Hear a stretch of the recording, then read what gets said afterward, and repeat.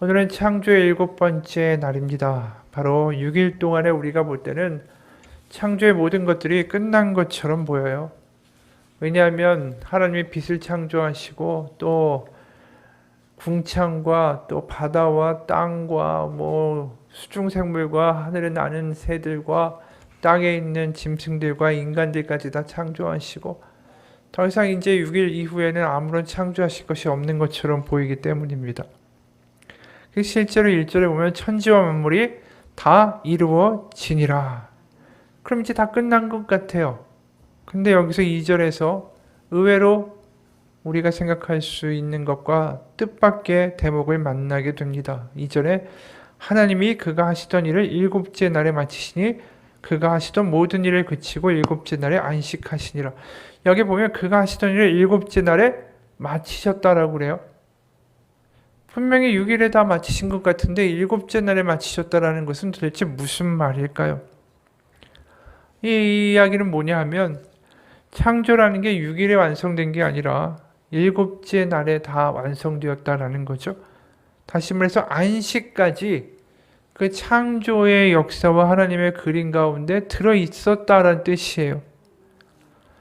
그러니까 창조를 하나님이 하시면서 하나님이 기대하신 창조의 완성의 7번째 모습은 모든 피조물들이 하나님 안에서 안식하는 것까지, 만드는 것에서 끝나는 게 아니라 하나님 안에서 안식하는 것까지를 다 포함하는 게 창조의 완성이다라는 것입니다. 그래서 3절에 하나님이 그 7째 날을 복되게 하사 거룩하게 하셨으니 이 날이 복되다 그리고 거룩하다라고까지 말씀하시는 이유가 여기 있는 거예요. 그냥 만들기만 하는 게 아니라 안식해서 하나님과 안식 가운데 모든 피조물 세계와 피조물들이 거하는 것, 그렇게 된 그 완성된 것이, 그 모습이 복되고 그 상황이 하나님 보시기에 거룩한 모습이다라고 말씀하시는 거죠. 우리가 그런데도 불구하고 이 안식이라는 것에 대하여 사실은 잘 생각하지 못합니다. 하나님이 천지를 창조하셨다만 생각하지 이 안식까지가 하나님이 바라셨던 창조의 모습이다라는 것에 대해서는 소홀하게 여길 때가 많아요. 그래서 하나님의 창조의 목적이라는 것이 그냥 우리를 만드는 데 있는 것이 아니라 하나님과 우리와의 영원한 안식의 관계가 하나님의 창조의 궁극적인 목적이다라는 거죠. 그래서 안식일이라고 부를 이유는 7번째 날이 그냥 일하는 6일을 위해서 마지막에 좀 쉬자라고 주어진 게 아니라 하나님이 열심히 창조하셨던 그 모든 일의 결국 목표는 결국 제7일 안식일에 대한 목표였다라는 거죠. 그래서 우리가 6일 동안 잘 일하기 위해서 하루 잘 쉬자 이렇게 생각하는 경우가 많죠. 근데 거꾸로 하나님의 방식대로 이야기하면 주일에 하나님과의 어떤 안식에 들어가기 위하여 6일 동안 더 열심히 일하자라고 생각해야 된다는 거죠. 그러니까 중점이 6일에 있는 게 아니라 7일에 있다는 거예요. 7번째 날에. 근데 세상 사람들은 이렇게 이야기하죠. 야, 하루 동안 더 가게 문 열고 일하면 더 많이 벌 수 있고 주일날 문 닫고 노는 게 얼마나 답답한 일이냐. 가장 장사 잘 될 때인데 교회가 밥 먹여주냐? 이렇게 이야기하는 사람들이 많다라는 거죠. 그러면서 자꾸만 7번째가 궁극적인 어떤 목표 지향점인데 그걸 오히려 앞에 있는 6일처럼 일하는 날로 우리가 생각하고 그 안식이라는 것에 대하여 굉장히 경솔하게 쉽게 여길 때가 너무나도 많다라는 것입니다. 눈에 보이는 것 때문에. 이스라엘 백성을 봐도 구약에서 우리가 굉장히 흥미롭게 발견할 수 있는 게 뭐냐면 이 안식에 대한 이야기인데 안식일을 지키라는 것이 도대체 언제 나왔을까요? 안식일을 지키라 우리가 십계명이 들어있죠. 그건 율법에 나와 있는 거 아닙니까? 십계명 율법 출애굽기의 19장에 드디어 시내산에 도착해서 하나님께 율법을 받고 십계명을 받고 그럴 때 우리가 안식일을 지키라는 것이 나왔나 보다 생각하는데 그렇지 않아요. 율법을 받고 시내산에 가기 전에 이미 안식일을 지키라는 하나님의 명령이 먼저 터져 나옵니다. 이들의 광야로 가니까 하나님이 이제 만나를 내려주시죠. 그리고 메추라기도 내려주세요. 근데 이 만나가 희한한 게 매일매일 가서 이제 거두어야 되는 거죠. 근데 신기한 건 안식일 날은 일할 필요가 없이 그 전날 2배의 것을 거둘 수 있게 하셨어요. 그러니까 이상하게 보통 날은 더 많이 거두면 그날 이제 하루치 만나를 거두면 더 많이 거둔 건 썩어버렸는데 희한하게 안식일 전날 거둔 것만은 썩지 않고 안식일까지 먹을 수 있게 되었다라는 거죠. 그러면서 출애굽기 16장 25절부터 29절까지 보면 하나님 이런 말씀을 하세요. 모세가 이르되 오늘은 그것을 먹으라. 오늘은 여호와의 안식일인즉 오늘은 너희가 들에서 그것을 얻지 못하리라. 엿새 동안은 너희가 그것을 거두되 일곱째 날은 안식일인즉 그날에는 없으리라 하였으나 일곱째 날에 백성 중 어떤 사람들이 거두러 나갔다가 얻지 못하니라. 여호와께서 모세에게 이르시되 어느 때까지 너희가 내 계명과 내 율법을 지키지 아니하려느냐. 볼지어다 여호와가 너에게 안식일을 주므로 여섯째 날에는 이틀 양식을 너에게 주는 것이니 너희는 각기 처소에 있고 일곱째 날에는 아무도 그의 처소에서 나오지 말지니라. 근데 여기 굉장히 흥미로운 이야기가 뭐냐면 안식일을 지키지 않는 사람들이 튀어나오는 거예요. 분명히 그 안식일을 지키라고 했는데 그러니까 모세에게 뭐라고 말씀하시냐면 28절에 어느 때까지 너희가 내 계명과 내 율법을 지키지 아니하려느냐. 근데 우리가 분명히 알다시피 출애굽기 16장에서 율법이 주어진 바가 없어요. 그런데 내 계명과 내 율법을 지키지 왜 않냐? 이렇게 말씀하시는 거예요. 결국 뭘 얘기하시는 걸까요? 안식일을 지키는 것이 전체 율법과 전체 계명 가운데 굉장히 중요한 내용이다라는 것을 말씀하시는 거죠. 그리고 율법을 주시기 전에 이미 안식일을 지키라는 것이 먼저 튀어나올 정도로 안식일에 대한 하나님의 집착이 있으시다라는 거예요.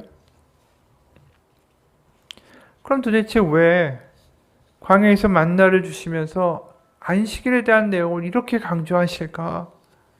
근데 우리가 창세기에서 사실 잘 보다 보면 이 일곱째 날에 안식하셨다 창조하시고 그 다음에 안식일에 대한 내용이 나옵니까? 창세기에서 읽다 보면 안 나와요. 아브라함과 야곱과 이삭 족장들이 안식일을 지켰다 이런 표현 자체가 없어요. 근데 이스라엘 백성이 출애굽을 하고 나서 이제 광야에 들어가자마자 하나님은 이 안식일에 대한 내용을 엄청나게 강조하고 계시다라는 것을 우리가 보게 됩니다. 왜 그럴까요?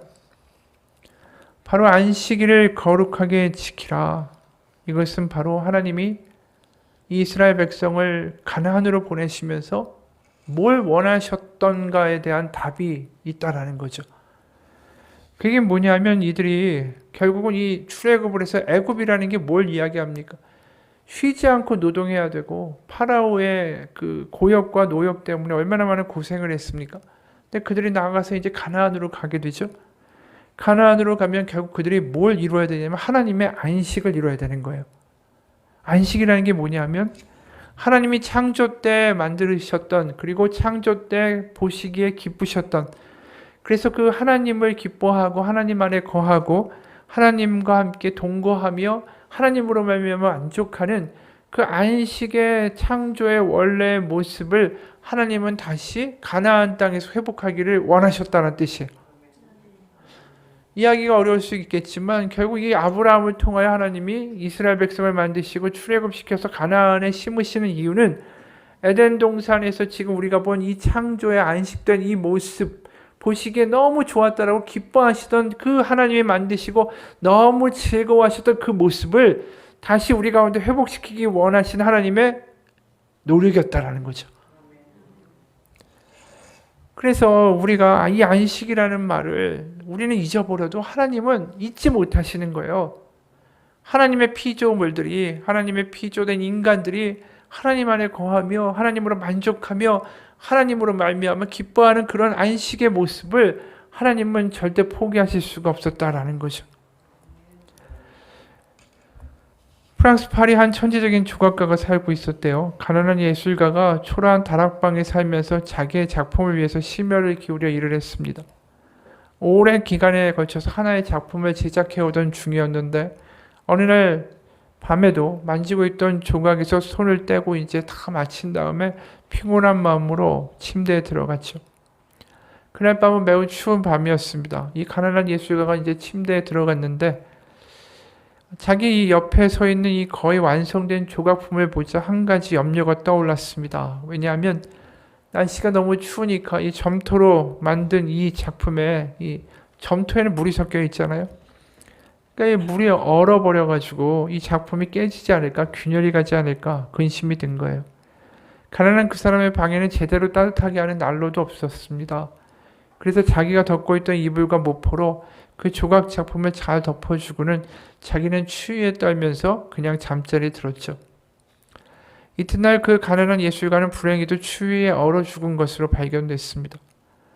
그러나 그의 조각 작품은 무사히 잘 유지돼서 이 가난한 천재 예술가의 조각 작품이 지금도 파리의 유명한 미술관에 서 있다라고 하죠. 우리 사람이 조각품을 만들어도 거기에 대한 집착이 있고 애착이 있고 사랑이 있는데 하나님이 자기 형상을 따라서 우리를 만드셨다고 하면 우리에 대한 하나님의 집착이 왜 없으시겠어요?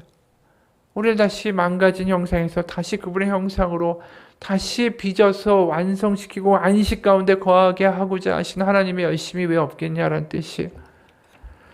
바로 창조가 완성된 날, 바로 안식 가운데 모든 것들이 거했던 하나님과의 그 하나님을 사랑하고 하나님 안에 거하기 때문에 또 이웃과 평화스럽게 지내던 그 하나님의 질서의 안식의 모습을 하나님은 이스라엘 백성을 통해서 다시 그 땅 가운데 구현해내고자 하셨다라는 것입니다. 그게 출애굽의 이유였어요. 그러니까 출애굽하자마자 율법에 대한 이야기를 하시기 전에도 안식일을 지켜라. 그리고 안식일을 어긴 것은 내 율법과 계명을 어긴 것과 마찬가지다. 이렇게까지 이야기하시는 것이죠. 그래서 이 구약 성경에서 가나안에 들어가는 것을 뭐라고 표현할까요? 그러면 이스라엘 백성이 신명기 3장 20절입니다. 여호와께서 너에게 주신 것 같이 너의 형제에게도 안식을 주시리니 그들도 요단 저쪽에서 너희 하나님 여호와께서 그들에게 주시는 땅을 받아 기업을 삼게 이르거든 너희는 각기 내가 준 기업으로 돌아갈 것이니라 하고 여기에 무슨 말씀이냐면 너희의 형제에게도 안식을 주신다. 가나안에 들어가는 것은 안식을 주신다라고 표현하고 계시다라는 거예요. 지금 가나안 땅에 들어가는 것. 여호수아 1장 13절 여호와의 종 모세가 너에게 명령하여 이르기를 너희 하나님 여호와께서 너에게 안식을 주시며 이 땅을 너에게 주시리라 하였나니 너희는 그 말을 기억하라. 그 땅을 얻는 것 자체가 안식을 주시는 것이다 라고 표현하고 있다라는 거죠. 가나안에 들어가는 것이 결국 안식을 얻는 것이다. 하나님의 안식이 회복되는 것이다. 그것이 하나님의 뜻이다 라는 거죠. 바로 가나안에 들어간 이스라엘이 하나님을 사랑하고 하나님 안에 거하고 하나님의 사랑에 반응해서 이웃을 돌보며 그 하나님의 나라를 그래서 가나안 땅에 이루어 가기를 하나님이 기대하시는 거죠. 바로 에덴 동산의 무너진 꿈이 회복되는 거예요. 하지만 우리가 알다시피 이스라엘은 그 꿈을 완전히 엉망으로 만들죠. 우상 숭배를 하고 약육강식의 세상을 만들고 하나님을 사랑하기보다는 우상과 돈을 따라가고 힘과 권력을 따라가고 그리고 권력 있는 사람들이 약한 이들을 막 짓밟는 세상으로 만들고 말죠. 그들이 결국 바벨론으로 쫓겨납니다. 근데 에스겔서 바로 포로로 끌려가서 거기서 예언을 한 예언자이자 제사장인 에스겔이 기록한 이 예언서를 보면 뭐가 많이 나올까요? 안식일이라는 말이 그렇게 또 많이 나와요. 에스겔 20장, 특히 20장에 많이 나오는데 20장 12절 또 내가 그들을 거룩하게 하는 여호와인 줄 알게 하려고 내 안식일을 주어 그들과 나 사이에 표징을 삼아노라. 에스겔 20장 16절 그들의 마음으로 우상을 따라 나의 규례를 업신여기며 나의 율례를 행하지 아니하며 나의 안식일을 더럽혔음이라. 에스겔 20장 20절 나의 안식일을 거룩하게 할지어다. 이것이 나와 너희 사이의 표징이 되어 내가 여호와 너희 하나님인 줄 너희가 알게 하리라 하였노라. 그러니까 하나님이 결국 이 가나안 땅에서 이 안식을 경험하고 안식을 하며 살아가는 백성을 만들기 원하셨지만 이들의 그런 안식에 어떠한 관심도 없었다라는 것이죠. 그래서 이들이 가나안에 이제 다시 바벨론에서 돌아가게 되면 그것은 뭘 의미할까요? 이사야 14장 3절 여호와께서 너를 슬픔과 공고와 및 네가 수고하는 고역에서 놓으시고 안식을 주시던 날에 가나안에 다시 들어가는 게 그들에게 안식의 날이 될 것이다 라는 것이죠. 여러분 여기 보면 안식이라는 게 결국 우리가 육신의 어떤 몸의 쉼을 의미하는 게 아니에요. 몸이 힘드니까 오늘 안식하고 쉬자 이런 뜻이 아닙니다. 하나님의 사랑을 누리고 감격하고 그분의 자녀로서의 삶을 다시 회복하며 살아가는 것. 다시 말해서 주님이 내 안에 내가 주님 안에 거하는 삶. 그게 안식이라는 거죠. 그걸 이루고자 하시는 게 결국 창조의 회복이고 새로운 창조예요. 그래서 예수님이 이 땅에 오셔서 뭘 이루고자 하셨을까요? 안식이죠. 그 안식의 모습을 요한복음 17장에 21절에 이렇게 표현해요. 아버지여, 아버지께서 내 안에 내가 아버지 안에 있는 것 같이 그들도 다 하나가 되어 우리 안에 있게 하사 세상으로 아버지께서 나를 보내신 것을 믿게 하옵소서. 결국 하나님 안에 거하고 우리가 예수님 안에 또 예수님이 하나님 안에 거한 것처럼 그 안에 거함으로 안식하는 쉼의 삶으로 하나님과 살아가는 것. 그 창조의 원래의 모습으로 회복하는 것. 그게 예수님의 참뜻이다라는 것이죠. 그게 우리가 잘 안 되는 거예요. 그러니까 안식이라는 게 굳이 우리가 몸을 아무것도 안 하고 그냥 멀거니 쉬고 그냥 하루 종일 아무것도 안 하고 침대에 누워있는 게 안식이 아니라 내가 하나님 안에 거하고 하나님이 내 안에 계시다라는 걸 경험하고 살아가는 그 삶의 순간들이 안식이다라는 것입니다. 김요셉 목사님이란 분이 2001년 1월에 교회 담임 목사직과 학교의 교목의 모든 직책을 내려놓고 미국으로 안식년을 떠났습니다. 이분이 이야기해요. 안식년 동안 우리 가족은 할 일이 별로 없었다. 함께 식사를 하고 식사가 끝나면 다 같이 성경을 읽고 한국의 교우들에게 받아온 기도 카드를 놓고 기도하고 근처 도서관에서 자료를 찾아서 보는 게 전부였다. 그리고 노스캐롤라이나의 숲과 호숫가를 산책하기도 했다. 주일은 가까운 교회에 가서 예배도 드렸다. 너무나 설교를 하고 싶었지만 아무도 나에게 설교를 부탁하지 않았다. 나는 평신도처럼 1년을 지내야만 했다. 그러다가 하나님이 천지를 창조하신 목적이 쉼이다라는 사실을 문득 깨닫게 됐다. 그러면서 하나님 이제 알겠습니다. 제가 왜 그렇게 일에 중독에 빠져 있었는지. 그때까지만 해도 성공의 정상에 서 있는 줄 알았다. 학교는 안정적이었고 교회도 부흥했고 뭐든지 할 수 있을 것 같은 자신감에 쉴 수가 없었다. 스스로 하나님을 위해서 난 열심히 일한다라고 말했지만 사실은 내가 할 수 있다라는 자신감으로 일했던 것뿐이다. 피조물의 자리 찾기를 선포하는 안식일을 지키지 않고 그 고백 없이 달려오기만 했으니 결국 죄에 빠질 수밖에 없었고 탈진할 수밖에 없었다. 하나님은 우리가 필요한 무언가를 채워주는 존재가 아니라 함께하는 존재가 되기를 원한다고 말씀하신다. 그러니까 이분이 열심히 교회를 하면서 나 하나님의 일을 하고 있습니다 라고 이야기했지만 중요한 건 하나님이 바라시는 그 목사님에 대한 요구는 뭐였냐면 내가 네 안에 있고 네가 내 안에 있는 거. 그게 네가 안식이고 그게 내가 원하는 너를 만든 목적이라는 것을 깨닫게 된 거예요. 아무 일도 안 해보니까 일로 자신을 증명하고 인정받고 자신의 존재 가치를 뭔가 스스로 뿌듯하게 여기는 그런 모든 것들이 이제 멈춰지게 된 거죠. 일을 안 하니까. 그러면서 이 일에서 자기의 존재를 찾는 게 아니라 내 안에 하나님이 계시는가. 그래서 내가 하나님 안에 거하는가. 그게 모든 일보다 중요한 거구나. 그게 쉼이구나. 그게 창조의 목적이구나. 이 목사님이 깨닫게 된 거죠. 하나님이 우리 가운데 원하시는 것도 그거예요. 우리가 하나님 안에, 하나님이 내 안에. 그 안식의 삶. 그래서 히브리서에서는 이런 말씀을 아예 직접적으로 합니다. 히브리서 4장 3절부터 9절이에요. 히브리서 4장 3절부터 9절입니다. 그러나 그 말씀을 믿은 우리는 안식에 들어갈 것입니다. 세 번역이에요. 그것은 내가 진노하여 맹세한 것과 같이 그들은 결코 내 안식에 들어오지 못할 것이다 하고 말씀하신 그대로입니다. 사실상 하나님께서 세상을 창조하시고 모든 일을 끝마치셨으므로 그때부터 안식이 있어 온 것입니다. 일곱째 날에 관해서는 어딘가에서 하나님께서 일곱째 되는 날에는 그 모든 일을 마치고 쉬셨다 하셨고, 또 이곳에서는 다시 그들은 결코 내 안식에 들어오지 못할 것이다 하셨습니다. 그러므로 어떤 사람들에게는 안식에 들어갈 기회가 아직 남아 있습니다. 그런데 기쁜 소식을 먼저 들은 사람들이 순종하지 않았으므로 들어갈 수 없었습니다. 그래서 9절, 그러니 하나님의 백성에게는 안식하는 일이 아직 남아 있습니다.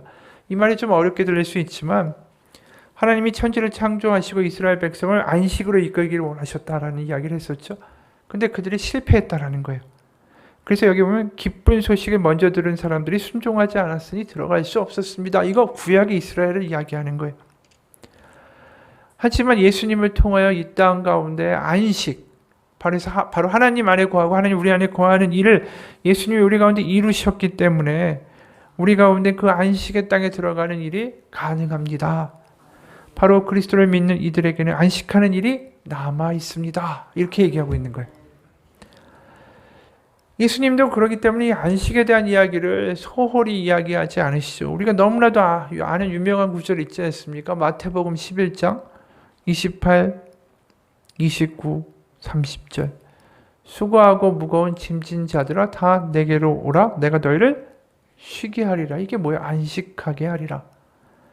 나는 마음이 온유하고 겸손하니 나의 멍에를 메고 내게 배우라. 그리하면 너희 마음이 쉼을 얻으리니 이는 내 멍에는 쉽고 내 짐은 가벼움이라. 예수님이 지금 너희를 쉬게 하리라. 내가 너에게 온 목적은 너에게 안식을 주고자 합니다. 나를 따라와라. 내가 얘기하는 것을 믿고 내가 말하는 이 짐, 다시 말해서 여기 짐과 멍에는 뭐냐면 제자가 된다는 뜻이에요. 이게 관용적으로 유대인들이 쓰던 표현이에요. 랍비 선생님을 따라갈 때 내 짐과 내 멍에를 가지고 따라오라. 그러니까 예수님이 지금 내가 너희를 안식으로 인도할 텐데 내가 말하는 걸 믿고 따라오면 거기 하나님이 궁극적으로 원하시는 안식의 길이 있다. 이 이야기를 하시는 거예요. 그 안식의 길은 뭐냐 하면 그들이 짐을 내려놓고 쉴 수 있고 정말 안식할 수 있는 이유는 뭐냐 하면 그게 마태복음 6장에 우리가 주일에도 읽었던 구절 아니겠어요? 마태복음 6장 26절부터 32절. 공중의 새를 보라. 심지도 않고 거두지도 않고 창고에 모아들이지도 아니하되 너희 안에 아버지께서 기르시나니 너는 이것들보다 귀하지 아니하냐. 30절에 오늘 있다가 내일 아궁이에 던져지는 들풀도 하나님이 이렇게 입히시거든 하물며 너희일까 보냐. 믿음이 작은 자들아. 그러므로 염려하여 이르기를 무엇을 먹을까 무엇을 마실까 무엇을 입을까 하지 말라. 이는 다 이방인들이 구하는 것이라. 너희 하나님 아버지께서 이 모든 것이 너에게 있어야 할 줄을 아시느니라. 예수님이 그들에게 설파하시는 길은 뭡니까? 그들에게 보여주는 제자의 길은 뭡니까? 바로 너에게 하늘 아버지가 계시다. 바로 나를 따라오면 바로 예수님을 영접하는 모든 이들 가운데는 하나님이 아버지가 되어주시는 놀라운 하나님의 복음이 주어진다라는 거죠. 그래서 하나님이 예수님 안에 계시고 예수님이 하나님 안에 계신 것처럼 우리에게도 그와 똑같은 복이 이루어질 것이다. 그래서 우리가 하나님 안에 거하고 하나님이 우리 안에 거하시는 일이 우리 가운데 거행될 때에 우리는 참다운 안식을 얻게 될 것이다. 이 말씀하시는 거예요. 그러니까 우리가 참 형편없고 못나고 엉터리 같은데도 하나님이 우리 아버지가 되어주시고 우리 안에 살아주시겠다라고 말씀하시는 것, 이게 놀라운 일이죠. 왜요? 우리 가운데 쉼을, 안식을 이루기 위하셔서. 여러분, 안식은 우리가 우리의 능력으로 취하는 게 아닙니다. 우리가 아무리 쉬려고 해보세요. 누워도요. 걱정거리가 계속 떠올라요. 집에서 쉰다고 해도 회사나 내가 자식이나 아니면 주변에 여러 벌려놓은 일들에 대한 생각이 머리를 떠나지 않습니다. 왜? 걱정이라는 게, 생각이라는 게 우리가 멈출 수 있는 게 아니잖아요. 자꾸만 머릿속에서 떠오르는 건데. 안식은 선물입니다. 왜요? 하나님이 우리 안에 거하실 때 주어지는 선물인 거예요. 그걸 이루기 위해 예수님이 오셨다라는 거 아니에요? 예수님의 오심으로 우리 가운데 뭐가 이루어졌습니까? 십자가의 예수님의 사역으로 말미암아 우리 가운데 성령, 하나님의 영이 부어진 거죠. 그런데 그 성령을 받을 만한 가치가 우리 가운데 있습니까? 보화를 담을 만한 존재나 우리의 가치나 우리의 어떤 도덕적인 탁월함이나 우리의 행위에 근사함이 있습니까? 그렇지 않죠. 못났는데 우리 가운데 보화를 담아주시겠다라는 그 하나님의 복음의 역사가 예수님의 십자가를 통해 우리 가운데 일어났다라는 거예요. 그래서 하나님이 아버지가 되시는 걸 우리 가운데 느끼고 경험하고 소유하고 담대하게 살아갈 수 있는 길이 예수님으로 말미암아 열렸다. 안식의 길이 너희 가운데 주어졌다. 그것을 내가 너희 가운데 주려고, 쉼을 주려고 내가 너에게 왔다. 그게 예수님의 이야기예요. 우리의 가치를 입증하려고, 또 내가 뭔가를 하려고, 내가 내 손으로 모든 걸 컨트롤하고 통제하고 뭔가 지켜내려고 하지 않아도 하나님은 우리의 아버지가 되어주신다. 그게 안식이라는 선물이에요, 결국은. 여러분, 우리가 어떤 상황이든 어떤 존재이든 간에 우리에게는 하나님께로 갈 수 있는 길이 열려 있습니다. 안식의 길이 열려 있어요. 그냥 몸이 피곤하고 세상 복잡하다고 자꾸만 게을러지고 늘처분해지는 게 아니라 참다운 안식을 누릴 수 있는 길이 있습니다. 그게 뭘까요? 기도와 말씀이죠, 결국은. 왜 기도와 말씀이라는 상투적인 이야기로 돌아가느냐? 이렇게 얘기할 수도 있을 거예요. 근데 우리가 아까 안식에 대한 이야기를 히브리서 4장에서 이야기했잖아요. 하나님의 안식으로 들어갈 길이 하나님의 백성에게 열려있다. 그러더니 갑자기 히브리서 4장 12절 바로 그 밑에 구절에 뭐라고 나와 있는지 아세요? 하나님의 말씀은 살아있고 활력이 있어 좌우의 날선 어떤 검보다 예리하여 혼과 영과 및 관절과 골수를 찔러 쪼개기까지 하며 또 마음의 생각과 뜻을 판단하나니 지으신 것이 하나도 그 앞에 나타나지 않음이 없고 우리의 결산을 받으실 이의 눈앞에 만물이 벌거벗은 것 같이 드러나느니라. 이 구절 굉장히 유명한 구절이죠. 하나님의 말씀이 살아있고 활력이 있어 좌우의 날선 검보다 어떤 검보다 예리하여 혼과 영과 관절과 골수를 찔러 쪼갠다. 이렇게 나와 있어요. 우리가 하나님의 말씀을 읽을 때 이렇게 느껴집니까? 이게 지금 안식으로 갈 수 있는 길인 거예요. 하나님의 말씀을 읽을 때 그게 나의 그냥 한 귀로 들어와서 한 귀로 나가는 게 아니라 그 말씀이 나의 존재를 사로잡고 나의 마음을 확 사로잡아서 내가 거기에 완전히 끌려가는 삶이 될 때 그게 안식이 일어나는 거죠. 그럼 다른 생각이 안 들죠. 걱정되고 염려되고 뭐 해야 되고 이렇게 해야 되고 앉아가지고 복잡한 생각이 안 들어요. 그 말씀이 우리를 확 사로잡고 우리 영혼과 골수와 관절을 다 찔러서 혼과 영을 확 사로잡는 순간에 그때 안식이 오는 거예요. 그냥. 그리고 모든 것들이 분명해져요. 내가 해야 될까? 안 해야 될 것들이 분명해지는 거죠. 여러분, 그 말씀이 그렇게 우리 가운데 역사하는 일들은 바로 성령이 우리 가운데 하시는 일이에요. 말씀을 보면서 성령으로 말미암아 그 말씀이 우리의 심장과 폐부 가운데 확 박히는 일. 그 일이 일어나면 우리는 안식을 경험할 수 있게 된다는 거죠. 그렇기 때문에 우리가 말씀과 기도를 할 때 그 말씀이 오늘 이 히브리서 말씀처럼 나의 영혼과 혼과 골수와 관절 및 그 모든 골수까지 하나님 쪼개는 역사가 성령으로 말미암아 일어나게 하여 주옵소서. 하나님의 말씀 가운데 안식하게 하시고 하나님의 말씀이 정말로 우리 가운데 믿어져서 하나님이 살아계심으로 말미암아 하나님이 나의 아버지가 되심으로 말미암아 성령의 강권하심으로 말미암아 내 삶에 참다운 안식을 경험케 하여 주옵소서. 이게 우리의 말씀과 기도가 되어야 한다라는 뜻이에요. 하나님은 그렇게 우리에게 근본적으로 안식을 주기 원하세요. 이루어주기 원하세요. 그렇기 때문에 이러한 기도가 우리 가운데 굉장히 능력의 기도가 될 수밖에 없다라는 거죠. 왜요? 내가 안식을 얻고자 하는 것보다 하나님이 우리 가운데 안식을 회복시키고자 하신 하나님의 열심이 더 크다라는 게 창세기부터 줄곧 나와 있는 이야기예요. 이스라엘 백성에게도 안식을 주고자 하신 거고 가나안의 안식을 이루고자 하신 것이고 예수님을 보내신 것도 안식을 이루고자 하셨으면 하나님 왜 주시지 않겠어요? 민수기 6장에도 이렇지 않습니까? 민수기 6장 24절부터 26절 여호와는 내게 복을 주시고 너를 지키시기를 원하며 여호와는 그의 얼굴을 내게 주사 은혜 베푸시기를 원하며 여호와는 그 얼굴을 내게로 향하여 주사 평강 주시기를 원하노라. 이 하나님의 축복이 아론을 통해서 이스라엘 백성에게 주어질 때 이스라엘 백성들이 온전하고 완전한 사람들이었습니까? 아니죠. 이 선언과 강복이 이루어졌을 때는 이들이 시내산에서 막 출발할 때요. 그들이 얼마 못 가서 뭘 하죠? 열주정탐꾼 보낸 다음에 뒤집어지잖아요. 그 다음에 모세와 아론 다 갖다 어떻게 해버리고 우리 돌아가자. 이렇게 말하는 이런 엉터리 같은 백성 하나님 모르셨을까요? 이들의 마음과 이들의 심지를 모르셨을까요? 그런데도 지금 뭐라고 하세요? 너에게 평강 주기를 원하시고 은혜 주기를 원하시고 복을 주고 지키기를 원하신다. 그러니까 하나님이 먼저 우리 가운데 더 안식을 이루기를 원하신다라는 거예요. 중요한 건 내가 오늘과 같은 기도와 말씀을 붙들고 말씀이 내 마음의 심령을 사로잡고 나의 삶을 지배하는 역사가 있게 하여 달라고 기도할 때 하나님 어찌 그것을 이루지 않으시겠냐라는 거죠. 여러분 우리의 예배가 그런 예배가 돼야 돼요.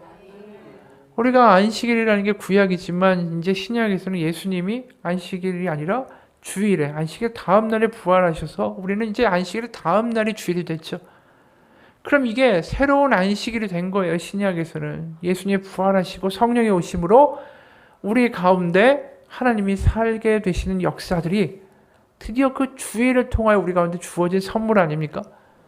그럼 우리가 주일에 예배 와서 뭘 구해야 돼요? 아무리 6일 동안 열심히 일하고 때로는 근심하고 걱정하고 막 머릿속이 복잡했다 할지라도 예배에 나오면서 무슨 마음을 가지고 나와야 되겠습니까? 하나님의 말씀이 나를 사로잡는 역사가 있게 해달라고 간절한 마음이 있어야 되지 않겠어요?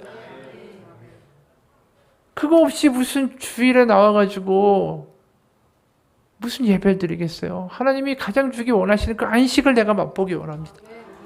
하나님이 내 아버지가 되신다는 것을 내가 절절하게 느끼며 살아갈 수 있기 원합니다. 하나님의 말씀이 꿀송이와 같고 내 발등에 인도하는 등불이 되는 놀라운 역사들을 매일매일 경험케 해달라고 예배 경험케 해달라고 그런 목마름과 간절함을 가지고 나와야 되는 거 아니겠어요? 그게 우리의 예배가 되기 원하고 그게 우리의 주일의 모습이 되기를 원합니다. 어느 분의 간증으로 마치죠. 며칠 전 북한에서 사역하시는 자비랑 선교사님을 만나 식사 교제를 나눴습니다. 고난당하고 예배드리지 못하는 환경을 바꿔달라는 기도가 아니라 주어진 환경에서 자신을 향한 하나님의 뜻을 간구하는 북한 성도의 이야기를 전해들었습니다. 예배 환경이나 상태보다 더 중요한 게 예배자의 마음과 태도인 것 같습니다. 코로나 때문에 영상으로 지금 예배를 드리고 있습니다. 그래서 비슷한 고민으로 기도하죠. 여력이 있는 교회는 영상으로도 괜찮은 예배를 드릴 수 있을지 모르겠지만 사실 영상으로의 예배는 너무나도 아쉬움이 많습니다. 그래서 몇 주간 집에서 영상을 통해 예배드리며 찬양할 때는 손을 들고 찬양을 하고 예배를 마치고는 아이들을 안아주거나 손을 얹어서 기도했습니다. 그리고 말이 좋죠. 예배는 보는 게 아니야. 예배는 드리는 거란다. 우리가 무엇으로 드릴 수 있겠니? 하나님께는 부족한 게 하나도 없으시단다. 드릴 수 있는 건 우리 마음뿐이야. 아빠가 손을 들어 찬양하는 건 내 마음의 진심을 드러나 보이는 것으로 하나님께 올려드리는 것이지 마치 마음을 담는 그릇처럼. 저는 청년 시절 자전거를 타고 새벽 예배를 다녔습니다. 30분 정도를 페달을 밟으며 기도하고 찬양하고 교회를 향했습니다. 예배는 그날의 상황에 따라 좋을 수도 그렇지 않을 수도 있었지만 항상 뜨거웠던 기억이 제게는 있습니다. 자전거를 타고 내달리며 주님을 간절히 부르짖었던 시간입니다. 어제 아들이 들려준 이야기가 감사했습니다. 아빠, 하나님은 때로는 무서운 분 같아요. 하지만 동시에 너무 사랑스러운 분, 세상에서 가장 사랑이 많으신 분이에요. 언제까지 서로가 거리를 두고 이런 예배를, 영상 예배를 드려야 할지 알 수 없지만 그 속에서도 저는 기대하며 고백합니다. 하나님은 두려운 분이시지만 동시에 하나님은 이 세상 가운데 당신의 뜻을 이루어 가시고 그 크신 창조의 위대하신 하나님이 우리에게 주신 온전한 사랑은 날마다 우리의 두려움을 내쫓으며 세상에 줄 수 없는 안식을 주신다라는 것을 저는 고백할 뿐입니다. 이분의 이야기예요. 여러분, 우리가 예배하는 마음이 뭐가 되어야 되겠습니까? 말씀을 읽는 마음이 뭐가 되어야 되겠습니까? 기도하는 마음이 뭐가 되어야 되겠습니까? 우리 가운데 안식 주기 원하시는 하나님, 그 하나님의 선물을 우리는 받아 누릴 수 있는 하나님의 자녀로 살아가기를 주님의 이름으로 축원합니다.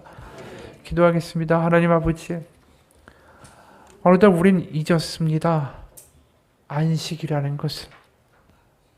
교회 와서도, 주일에 와서도 여전히 머릿속에는 수많은 생각들이 우리를 붙잡고 살아갑니다.